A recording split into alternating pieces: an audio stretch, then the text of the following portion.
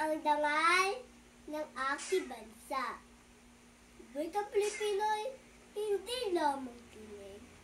Ito'y puso, diwa, at landas na matuwid. Wika ko'y aking pagmamalaki. Sa harap ng mundo, aking sasabihin. Hindi ako banyaga sa sarili ko lahi. Pagkat wika ko'y sagisag ng pagkakakilanlang lagi. Gamit sa tula, awit at dasal, sa usapan, sulat, at pananaliksik. Wika di dapat ikiya. Ito'y biyaya mula sa ating inang bayan. Mabuhay ang wika sa bawat Pilipino. Mula pari hanggang ulo.